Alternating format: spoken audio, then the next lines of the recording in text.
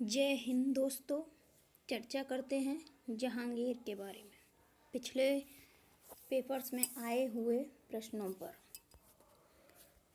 पहला क्वेश्चन है, सलीम आगे चलकर किस नाम से सम्राट बना या कहलाया? तो राजकुमार सलीम आगे चल के नूरुद्दीन मोहम्मद जहांगीर के नाम से सिंहासन पर बैठा था और कौन सा सम्राट कहलाया? जहांगीर। नेक्स्ट क्वेश्चन की तरफ चलते हैं। जहांगीर का जन्म फतेहपुर सीकरी में स्थित शेख सलीम चिश्ती की कुटिया में कब हुआ था? तो जहांगीर का जन्म 30 अगस्त 1569 ईस्वी को फतेहपुर सीकरी में सलीम चिश्ती की कुटिया में हुआ था, उन्हीं के आशीर्वाद से। और इसीलिए अकबर ने इसका नाम सलीम रखा था और अकबर प्यार से जहांगीर को शेखू बाबा कहता था। अगला क्वेश्चन, जहांगीर का क्या अर्थ है? जहांगीर का अर्थ होता है विश्व विजेता। जहांगीर। नेक्स्ट क्वेश्चन, जहांगीर के माता का क्या नाम था? तो जहांगीर की माता का नाम मरियम उज जमानी था, जो इतिहास में जोधाबाई के नाम से प्रसिद्ध हैं। इनका नाम हरिकाबाई था बचपन का। ये आमेर के राजा भारमल की पुत्री थीं और भगवान दास की बहन थीं। नेक्स्ट क्वेश्चन, अकबर सलीम को किस नाम से पुकारता था? तो शेखू बाबा के नाम से पुकारता था। यहाँ पे शेखू लिखा हुआ है, ये सही कर देते हैं। शेखू बाबा के नाम से पुकारता था। नेक्स्ट क्वेश्चन, जहांगीर के गुरु कौन थे? तो जहांगीर के गुरु अब्दुर रहीम खाने खाना थे। ये अब्दुर रहीम खाने खाना बैरम खां और सलीमा बेगम के पुत्र थे, जो बैरम खां की मृत्यु के बाद जिनका लालन पालन अकबर और स्वयं जोधाबाई ने किया था।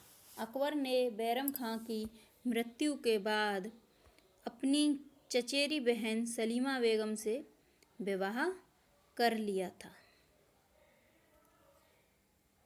नेक्स्ट क्वेश्चन, नूरुद्दीन मोहम्मद जहांगीर बादशाही गाजी की उपाधि धारण कर आगरा की गद्दी पर कब बैठा?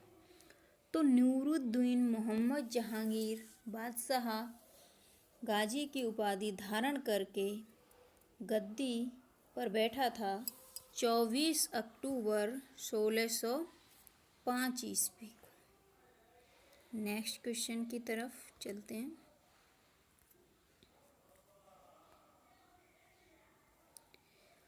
मुगल शासक बनने के बाद जहांगीर ने लोक कल्याण के उद्देश्य से संबंधित कितने आदेशों की घोषणा की थी?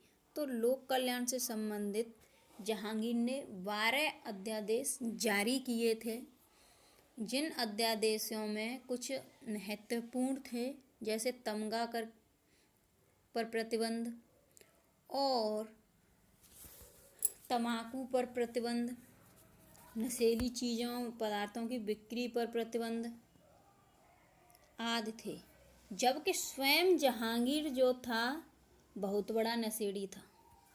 लेकिन अगर क्वेश्चन आता है कि मुगल काल में किसने तम्बाकू पर प्रतिबंध लगाया या नशीली चीज़ों पर प्रतिबंध लगाया, तो वो था आपका जहांगीर।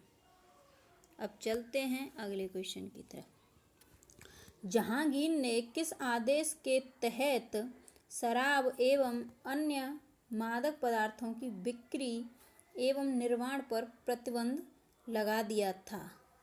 तो ये उसका 5वां आदेश था।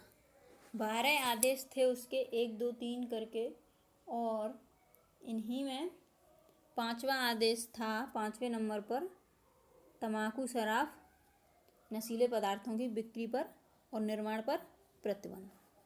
अगले क्वेश्चन की तरफ चलते हैं। जहांगीर ने किस आदेश के तहत तमगी नामक कर वसूली पर प्रतिबंध लगा दिया था? तो यह पहला ही आदेश था। उसमें जो उसके 12 अध्यादेश थे उसमें सबसे पहला आदेश उसका तमगा कर पर प्रतिबंध था। Next question. जहांगीर ने सप्ताह में गुरुवार और रविवार के दिन पूर्ण प्रतिबंध लगाया था। किस पर लगाया था? तो उसने बलि पर प्रतिबंध लगाया था। बलि दी जाती थी, पशु बलि, या फिर ये जो मांस खाते हैं, पशु काटते हैं, उस पर उसने प्रतिबंध लगाया था कि पशु हत्या नहीं होगी, पशु बलि नहीं दी जाएगी। और ऐसा इन 2 दिन के लिए इसलिए होता था क्योंकि गुरुवार के दिन जहांगीर सिंहासन पर बैठा था और रविवार के दिन अकबर का जन्मदिन था। चलते हैं अगले क्वेश्चन की तरफ। निम्नलिखित में से कौन जहांगीर के 12 अध्यादेशों में नहीं था? कैदियों को क्षमादान था, मद्य निषेध था, तगमा, ये थोड़ा उल्टा लिख दिया है, तमगा होता है इसका नाम, एवं मीर बहरी की समाप्ति, ये भी था। मदद एवं मांस भूमि का अधिग्रहण, ये उसके अध्यादेश में नहीं था। ये मदद एवं मांस भूमि जो थी वो गरीबों को दान में दी जाती थी। चलते हैं अगले क्वेश्चन की तरफ। जहांगीर ने अपनी प्रजा को कौन से नियम का पालन करने के लिए प्रेरित किया था? तो दस्तूर उल अमल का पालन करने के लिए प्रेरित किया था। नेक्स्ट क्वेश्चन की तरफ चलते हैं। 1606 ईस्वी में जहांगीर को सर्वप्रथम किसके विद्रोह का सामना करना पड़ा था? तो जहांगीर को 1606 ईस्वी में अपने पुत्र खुसरो के विद्रोह का सामना करना पड़ा था, क्योंकि 1605 ईस्वी में जहांगीर गद्दी पर बैठा था और जब तक खुसरो भी बड़ा हो चुका था और वह खुद गद्दी पर बैठना चाहता था, और जब जहांगीर गद्दी पर बैठा तो उसने विद्रोह कर दिया और वह जहांगीर को अपनी माता मानबाई की मृत्यु का जिम्मेदार भी मानता था। इसलिए उसने ऐसा किया, क्योंकि जो जहांगीर की बीवी थी और खुसरो की माँ थी मानबाई, आमेर के शासक भगवान दास की पुत्री और मानसिंह की बहन मानबाई ने जहांगीर के नशेड़ीपन से दुखी होकर आत्महत्या कर ली थी। अगले क्वेश्चन पर चलते हैं। खुसरो किस मुगल बादशाह का पुत्र था? तो खुसरो जहांगीर का पुत्र था। जहांगीर का पुत्र था और इसकी माँ कौन थी? मानबाई। जहांगीर और विद्रोही राजकुमार खुसरो के बीच कौन सी लड़ाई हुई थी? तो इन दोनों के बीच भैरोवाल का युद्ध हुआ था, जिसमें खुसरो हार गया था। चलते हैं अगले क्वेश्चन की तरफ। किस गुरु ने विद्रोही राजकुमार खुसरो की सहायता धन और आशीर्वाद से की थी? तो गुरु अर्जुन देव ने आशीर्वाद दिया था खुसरो को कि आपकी जो भी मनोकामनाएं वो पूरी हो जाएं। इसलिए बाद में जहांगीर ने इनको मरवा दिया। इनसे कहा या तो आप 4 लाख रुपए का टैक्स जमा कीजिए और या फिर आपको मृत्युदंड दिया जाएगा। तो गुरुदेव ने 4 लाख रुपए नहीं दिए और इनकी मृत्यु करवा दी गई बहुत यातनाओं के साथ। एक अर्जुन देव हैं जिनकी मृत्यु का कारण जहांगीर थे, और एक गुरु हैं तेग बहादुर जिनकी मृत्यु का कारण औरंगजेब थे। चलते हैं अगले क्वेश्चन की तरफ। गुरु अर्जुन देव किसके समकालीन थे? समकालीन जिसके समय में हो, तो यहाँ तो क्लियर सी बात है, जब जहांगीर ने मारा था तो उनके ही समकालीन हुए। राजकुमार खुसरो की हत्या किसने करवाई थी? तो राजकुमार खुसरो की हत्या करवाई थी शाहजहां ने। जब शाहजहां को लगा कि खुसरो की लोकप्रियता अधिक है और कहीं यह राजा न बन जाए या इसे उत्तराधिकारी घोषित ना कर दिया जाए, इसलिए वह अपने साथ दक्षिण के अभियान पर खुसरो को ले गया और वहां पर उसने उसकी हत्या करवा दी थी। चलते हैं अगले क्वेश्चन की तरफ।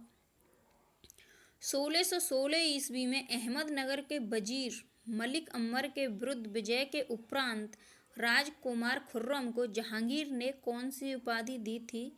तो जहांगीर ने खुर्रम को शाहजहां की उपाधि दी थी।